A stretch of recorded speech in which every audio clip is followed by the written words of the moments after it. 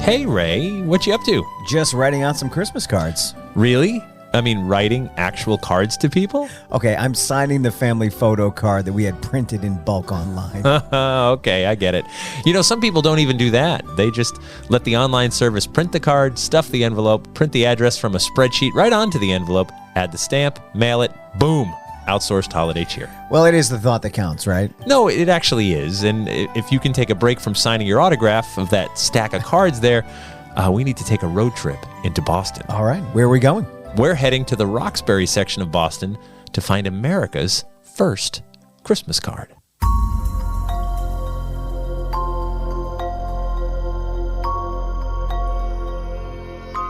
Hello, I'm Jeff Belanger, and welcome to episode 279, the Christmas special episode of the New England Legends podcast. And I'm Ray Auger. Thanks for joining us on our mission to chronicle every legend in New England one story at a time. We're a community of legend seekers who are always on the hunt for the weird and unusual, and we're glad you're with us. We are. If you'd like to send us a holiday gift, how about hitting the subscribe button wherever you get your podcasts? Post a review for us and tell your friends about our show. Now, before we go searching for America's first Christmas card, not just New England, all of America, we want to take just a minute to tell you about our sponsor, Nuwadi Herbals. Now this week, Nuwadi Herbals founder Rod Jackson has a message for us. Take it away, Rod. As another year of successful partnership between Nuwadi Herbals and New England Legends draws to a close, we want to wish everyone the gift of good health and happiness this holiday season. Merry Christmas from the Nuwadi team to all the loyal New England podcast listeners and their loved ones. We appreciate Rod, Kimberly, and the whole Nuwadi Herbals team for all their support. And we appreciate how their teas and products have made a difference in our lives and the lives of so many of our New England Legends family. So thank you, too. Let Nuwadi Herbals help support your healthy lifestyle. Check out the Nuwadi Herbals website to see all their great products, and you get 20% off your order when you use the promo code LEGENDS20 at checkout. Visit NuwadiHerbals.com. That's Nuwati Herbals with an S.com. Okay, Jeff, so we're off to Boston to find America's first Christmas card. We are. Hop in.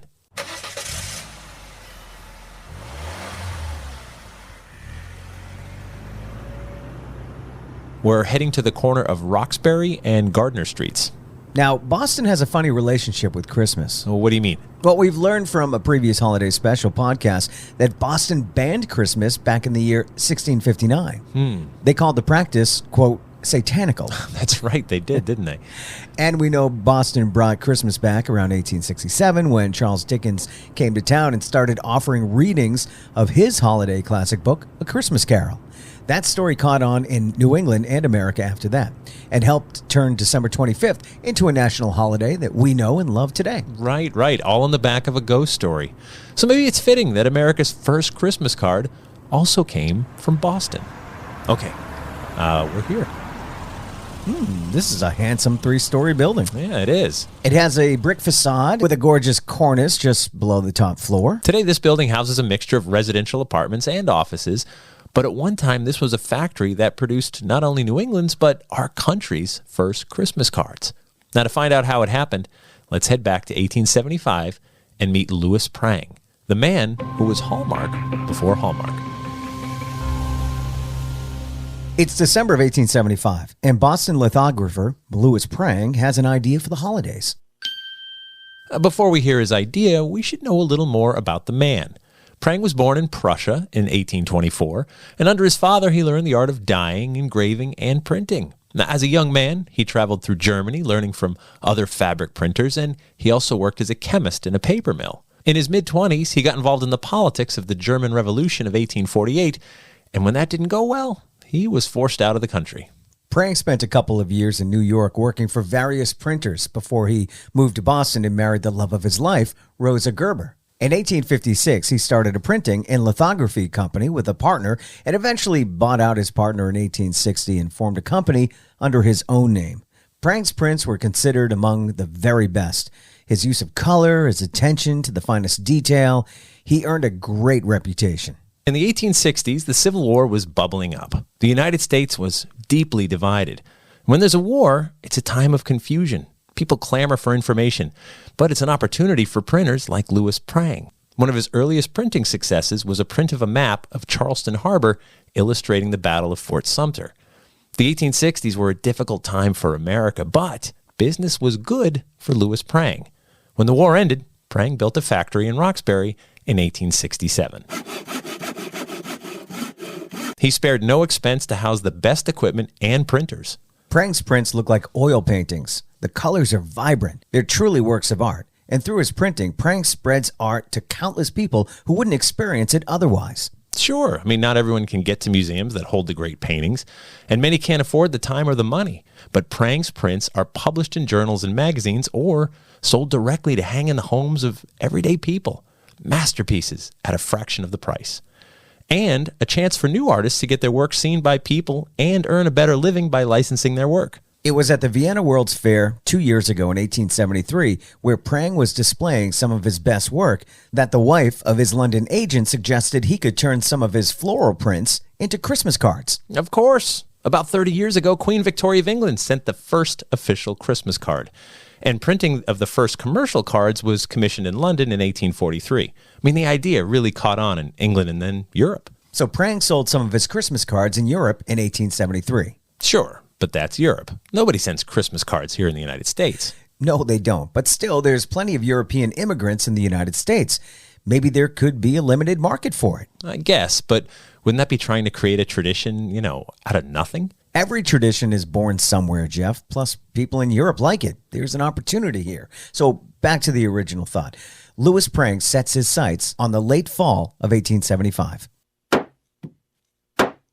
And releases his first Christmas card that year. So we know how viruses work. Well, what do you mean? One person has a cold, they can pass it to another person who can pass it to another person who sneezes on a train and passes it to multiple people. And Right. Well, so this first year, a bunch of people buy Prang's Christmas card. They're works of art already, and then those buyers send those cards to their family and friends. Okay, I follow you. So a bunch of people receive this Christmas card in the mail and think, what a great idea. Next year, I'm going to send these. Plus, the cards are so beautiful that the receivers display them for their friends and family to see. And the following year, more people send them. Prang sells even more cards, and every year thereafter, and the concept spreads and spreads. It really catches on. And we know how Christmas cards work. If you get a card from someone who is not on your list, you need to add them to your list next year. Exactly. Now, Louis Prang has quickly created a new Christmas tradition. The artwork is stunning. The printing is top quality. And the gesture of sending a friend a note around the holidays to say you're thinking of them, well, it's really touching. It's a gift without buying a gift. Prang's cards are flying out of his Roxbury factory as quickly as he can print them. His next challenge is new and innovative artwork for next year's cards. It's now 1884. Louis Prang hires a group of artists and plans an exhibition of their work here in Boston. The 4 winners will have their work featured on this year's Christmas cards. The Boston Evening Transcript covers the exhibit. It may seem almost an absurdity in the face of such an exhibition as is now taking place at the Gallery of Noyes and Blakesley to speak of the possibilities of the Christmas card. Indeed, when we learned that a man of the experience and judgment of Mr. Louis Prang had personally selected 22 artists to furnish him with designs which should essentially express the idea of Christmas, paying each artist, if we were rightly informed, a reasonable sum for the time given to the work, and offering for the 4 best design prices so large that not one of the men or women so chosen could be indifferent to the decision. We naturally looked for a result which should be in every way satisfactory. From every point of view, the offer was a generous one, far too liberal to make it possible for any artist to let himself off doing other than his best work. That is generous, paying artists to submit to a contest. The critic continues. Not that many, even most, of the designs are not interesting and charming in themselves, but few, very few, realize what, it seems to us, a Christmas card should be. Let us consider for a moment what constitutes the true Christmas card. In the first place, it is not a picture to be put in a frame. It is an object in itself, to be taken in the hand, examined closely if desired, while at the same time it should look well at a distance.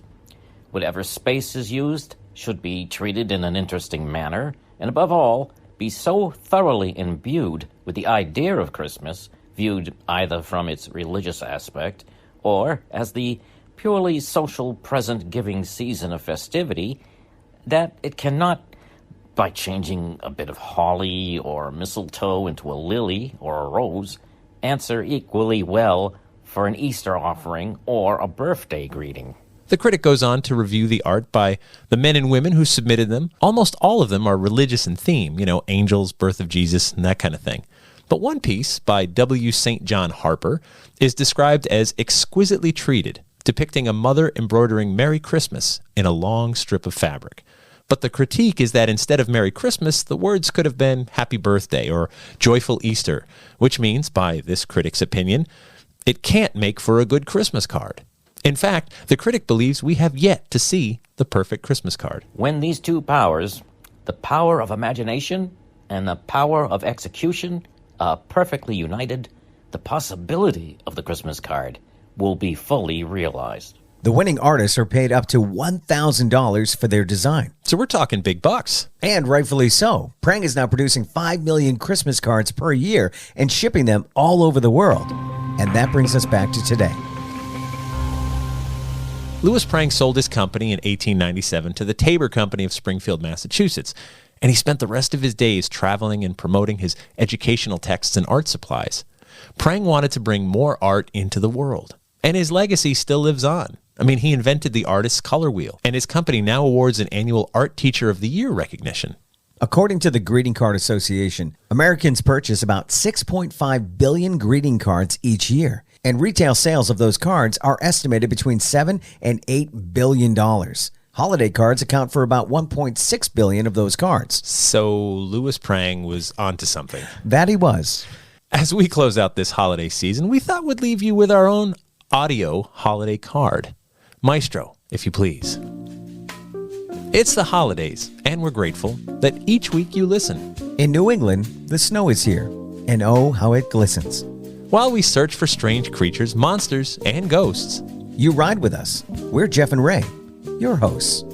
Wishing you bright tidings and joy, and something good to drink. Because you know too well, the bazaar is closer than you think. Happy holidays and the coolest of Yules, no matter what you celebrate. Which brings us to After the Legend. After the Legend is sponsored by our Patreon patrons. These incredible folks help support their favorite podcast by voting with their wallets. For more than 5 years now, we've brought you a new story each and every week. And it takes a lot of money to cover our hosting, marketing, production, and travel costs. We appreciate our patrons keeping us going. It's just $3 per month, and for that they get early access to new episodes, plus bonus episodes and content that no one else gets to hear. Just head over to patreon.com/New England Legends to sign up. So, I love stories like this. Yeah. Because we own it, Yeah. New England. Right. We have some pretty cool stories that you could probably match up with any story anywhere in the country, but this is ours. Yep. There's no debating that. The first card came from New England. I love that. Yep, first Christmas card. So, funny story.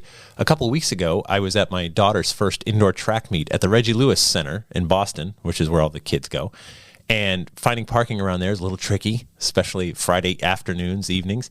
And so I was driving through these side streets, and I was like, oh, okay, Gardner Street, Roxbury Street. I drove right by this building before we had even decided to do this story. No kidding. That's weird. I was right next to it, literally next to it, stopped. And serendipitous, maybe, perhaps? Maybe. I don't know. Maybe Because I sent you the email. I'm like, how about this? A seed may have been planted, subliminally. But so the factory is still there. It sits on the Register of Historic Places. You can go to our website, of course, and see pictures of the building and some of Prang's incredible cards. They were really something. Yeah, I saw one, and very detail-oriented for the time, and wonderful, yeah. Incredible. The printing was truly incredible. Christmas cards, it's funny. I sent them for years, but there was also like the holiday newsletter. Yeah. It was a big production. They were always funny, and I stressed them for weeks and weeks and weeks building up to the newsletter. And it was so much stress, I gave up. We kind of gave up too. Yeah. So, and we used to do funny things like Everybody Loves. What was it? Everybody Loves Raymond. No, it was the Earl. It was a takeoff on the Earl show. what was that show with Earl? Yeah, I know that one. That one. So yeah. we're outside in the front of the house, and Brady's got fireworks in his hand and a mullet, and I've got my tummy hanging. Whatever. So we always tried to do funny ones, and then it got to a point where, what do we do now? How do we top the last 10 we did? Right. And we stopped. Yeah. And now we do New Year's cards. Oh, nice. So we find about 10 or 12 pictures from the year, and we put that on one card, and Happy New Year. Here's our favorite moments from the year. It's a little easier. What I love about it, we sort of made fun of the gesture of how it's just mass produced now. You can just get a photo card, knock them out, and the company will even send it for you. You can just upload a spreadsheet and you're done. But I also do get the gesture because I appreciate receiving them. You know what it's I mean? always nice. Yeah, you're just like, oh, I haven't heard. I mean, even if you haven't even spoken in the last year, you're just like, oh, there's your kids and there's your pets. And well, and if you think about it, the picture cards are a little silly now because of social media. We see what people are doing on a daily basis. You're right. Oh, those are your kids now? Oh, yeah, right. I saw that picture yesterday on Facebook. Last week, I saw, the picture you put on your Christmas card, you posted to Instagram. That's right. I've already seen it. So maybe we should go back to the traditional Christmas card. Right. Yeah. And we've got a couple relatives. Well, a couple. I think there's one where there's actually a handwritten message in a card. Yeah, those are the older folk, I think. Oh, They're still sticking with that. Yep. I can't imagine sitting down in today's day and age writing out a card for 30, 40 people. So when you consider there's, 380 million people in the United States? Yeah. Buying 6.5 billion cards? Oh, yeah. And cards now, holy moly. I mean, you can buy like a box of Christmas cards cheap, but I would say your average birthday card is like between $4 and $8 now. Oh, and it's so much money that you could say, I don't know, take all those profits and start a television network. Right? Maybe call it that, I don't know, rhymes with Hallmark Channel. Right? And you could. I never thought of that. That was probably solely based on cards, card sales. One of our wonderful patrons, Joni, she produces some of those movies. So the Hallmark Christmas movies, which is a thing. Wow. Like it's a thing. Those movies there's hundreds of them, It's become a joke. It's become a part of people's lives. They can't wait for Christmas. Right. Sit down and watch them. Yeah. And you're just like, I bet we could write one right now. Okay, there's a woman who's in a bad relationship. Okay, hold on. You need a town square. Right. With a gazebo. Sure. Yeah. Okay, so we're in that town. It's always nice in the winter, too. Yeah. The sun's always shining. Perfect. Yeah. Perfect weather. Small town, right? Of course it's a small What's town. his profession? Well, with the guy that she dumped? Yeah. Or the new guy? Let's go with that guy, the dump guy. He wasn't working. He was just riding the couch, and he was drunk and abusive. And what is she doing? I don't think you could do drunk and abusive with Hallmark movies. Oh, right. So it's got to be a little kitschy, a little funny. Just a little bit of a loser. Living off of her. And she's like, you know what? I've had enough. Okay. I'm going home, back to my roots. He started raising chickens. Yes. But they live in an apartment. Right. And it's like, enough of this. Yeah. Okay. Can't have it. Yeah. So she goes back home and walks in, and there's mom and dad, and it's so good to have you back, and you'll find your way here. And then there's the guy. The high school boyfriend. Right. She thinks he's just a clerk at the grocery store. But no, he actually owns it. He was just filling in for the kid who was sick because he doesn't mind. He can do any job. And she's not talking to him because it's like, I need something better than this. And there's Timmy, my old boyfriend. And surprise, surprise, he's working as a cashier. Snow starts to fall. Music plays. Yeah. They're stuck in the store. Oh, it's going to be a long night. Oh, I own the store. Well, no, he starts grabbing things off the shelf. And she's like, is your boss going to get mad at you? You have to pay for those things. He goes, I kind of own this stuff. Right. Yeah. And then he cooks her a meal in the store with like a little Coleman. That's great. The music plays. So it's kind of a general store and grocery store. Right. Slash. Yeah. It's a small town. Right. But now she seems very shallow because she didn't talk to him when he was a cashier. So what is the twist there? Christmas starts to work its magic, Ray. I guess. They start falling in love. He opens a bottle of wine. He's rich, though. Well, he's not rich. He's just doing well. Not like mega rich, but doing good. She wouldn't talk to him when she thought he wasn't doing well. I don't like this girl. Wow. Already. We created a character I don't like. So then a better girl comes in who deserves his love. Oh, it's the girl that's been working under him the whole time. Right. Helped him build the company. And they're in love. And they're really in love. And then he's like, hey, Sally, I know you just wanted me for my money. You didn't want to talk to me before. Right. And the other girls, she It's helped a Hallmark him. movie with a twist. Damn. Wow. Did you write any of that down? We're waiting, Hallmark. You could just Call call Joe, us will ya? anytime, and we'll get on this. But it's I amazing. can't believe we just spent 5 minutes creating a Hallmark movie. Apologies. Yeah, they're like, where's the ghosts and monsters of New England? But it's a funny thing, right? So Valentine's Day, everybody harps on it. It's a Hallmark holiday. It is. Yeah, They literally. said, like, we can create a thing, and they created a thing. Louis Prang did it, right, for Christmas. We're like, no one's going to send a Christmas card. Who would do that? And I love it, right? There's people that you're not going to get gifts for, but here's a gesture. I'm thinking of you. Thinking of you. You know, That's what it's all about. And as you pointed out, with social media now, like, you can post every birthday. Like, I don't have to send you a card. Happy birthday, Ray. Right. Social media reminded me it was your birthday. So I'm sure social media has put a dent in sales Oh, must have. for Hallmark. So what would they do? Well, they raise the prices of the cards. Right, they're like $5-6 each, and you're like, whoa, times. Probably why they started a network. Yeah, right. Well, so They you need different money. take coming that in. sentiment of the card, which can be, so sappy sometimes. Some of these cards are awful. Yeah. I mean, let's face it. You read it and you're like, oh, I can't give this to anybody. Who would want this card? But someone does, Yeah. because there's, but then you create that sentimental feeling. And that's the thing, right? It's like packaged nostalgia, which it always was, even back when Louis Prang first did it. It was just like, let me capture this feeling in a card, in artwork. And art captures feelings all the time. That's what art does, right? The paintings, music, poetry, everything. Yeah. Speaking of poetry, speaking of sappy, speaking of cheesy, how about that audio card we ended this episode with? That was something. That was... You? Yeah. Nice. Sorry. You didn't seek help from... No, like I feel like I maybe should have sought a little Did help. you have to use rhymezone.com? No, that's a thing? It is. Oh, yeah. my goodness. No, that was just right off my head. It's actually a thing. Oh, well, anyway. Yeah. Wishing everybody the greatest of holiday season. Hope it goes well for you. Stay safe, stay healthy, and we'll get back to the weirdness next week. That's my out cue of my radio show. Stay healthy. Stay safe. Stay healthy. I love you all. Oh, That's what I say every day. then we just said it now. Thank you for riding with us each and every week as we explore this strange land called New England. Did you know most of our story leads come from you? Please get more involved with us. Yes. We're a community of weirdos, always on the lookout for odd tales of ghosts, monsters, aliens, and strange history.